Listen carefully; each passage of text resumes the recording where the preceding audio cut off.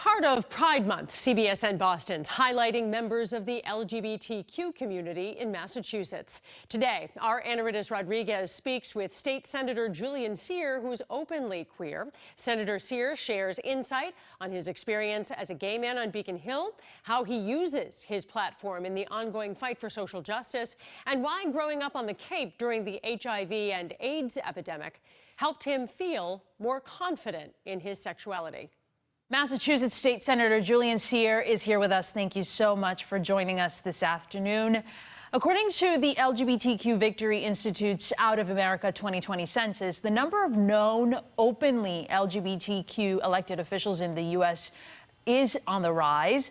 Between June of 2019 and June of 2020, there's been a 71% increase in queer elected officials. Representation, of course, is important for the next generation. So how does it feel to know that you can be a role model, a source of inspiration for kids who are hoping to follow in your footsteps?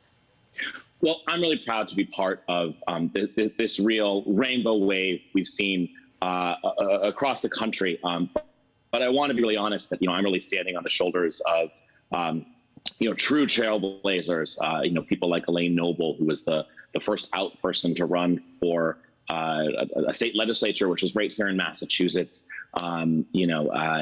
Really, there's a proud history of activism, of organizing, of causing good trouble in the LGBTQ movement. But I think increasingly we really realize that representation matters. To quote former Congressman Barney Frank, right? If you're to paraphrase him, right? If you don't have a seat at the table, you're probably in the menu. And that's been really true for LGBTQ people for a good chunk of American history. But when we tell our stories and when we are in the room, that really changes policy, it changes lives, and it saves lives.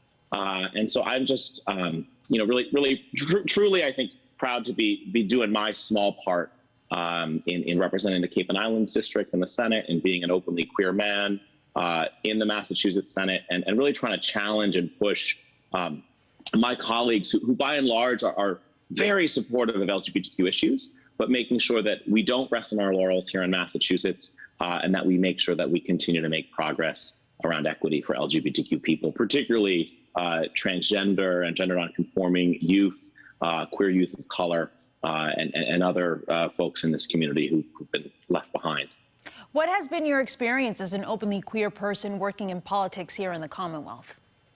So I've really, truly been embraced. And certainly I am not the first. There have been decades of out elected officials serving in the Massachusetts legislature in both the House and the Senate. We now have eight out electeds serving in the legislature.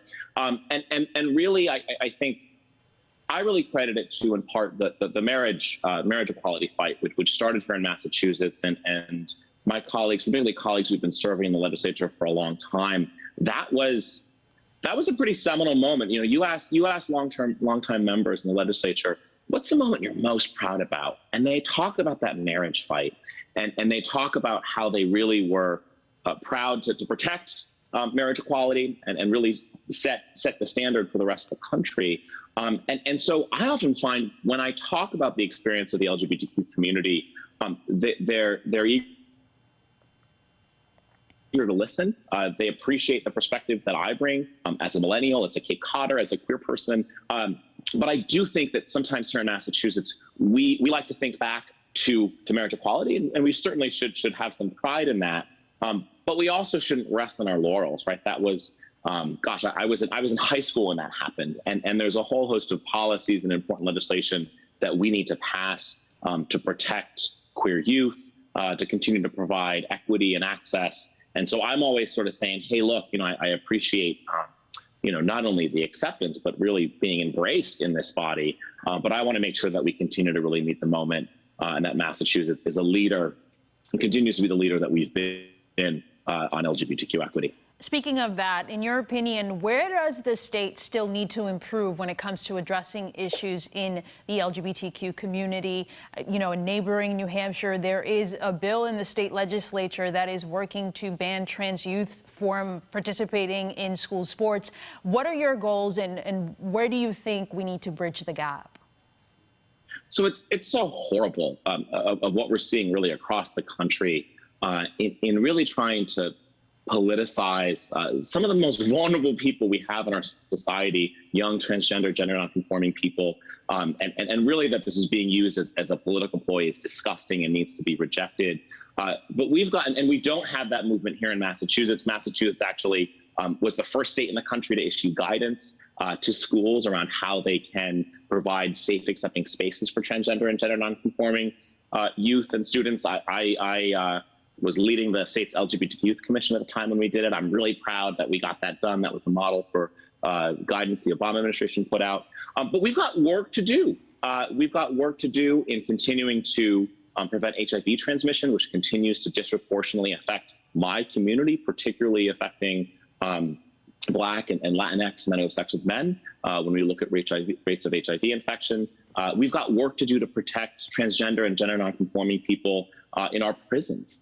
And we have work to do in the education we provide our students. Universal sex ed is still not required in Massachusetts, and there's no requirement that sexual education be inclusive of the full human experience, which includes the LGBTQ community. So we've got some work to do. I would not give Massachusetts sort of an A+ when it comes to LGBTQ equity, and in some cases, other states are getting ahead of us. And certainly I'm a proud Bay Stater, and I don't like to see that. I want to make sure that we continue to be really kind of leading the country. I mean, this was the state that had one of the first non-discrimination policies, equal marriage, of course, one of the first states to protect transgender and gender nonconforming people.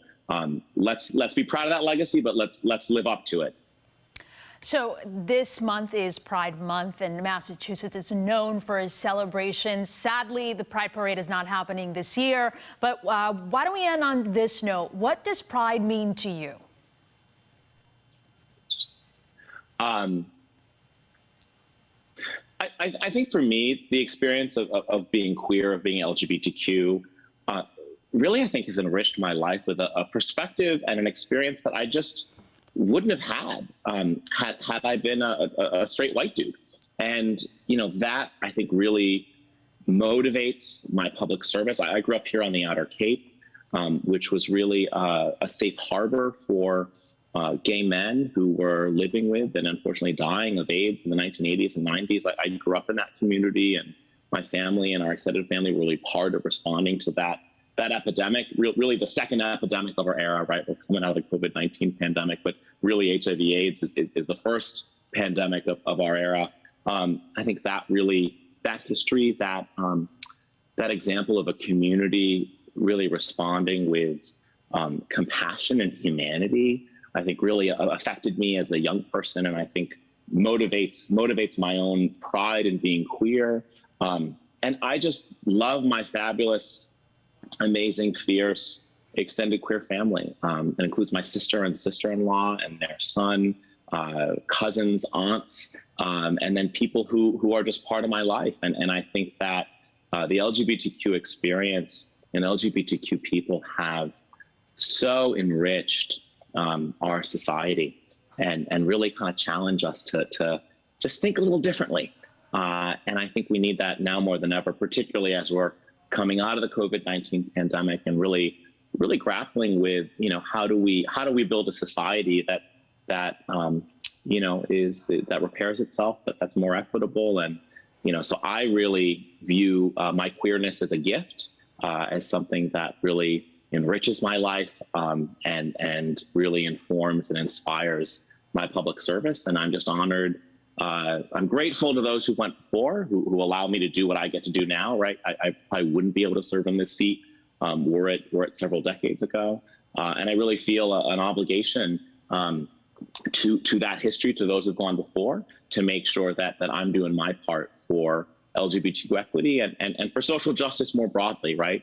Our movement and the LGBTQ movement is arguably the most successful social movement of the last several decades. We've got some lessons here that we've learned, and we've got a real obligation to do our part in allyship with the Black Lives Matter movement and other movements of social justice, rejecting white supremacy, and really making sure that we are living up to the promise of this Commonwealth and the promise of this country.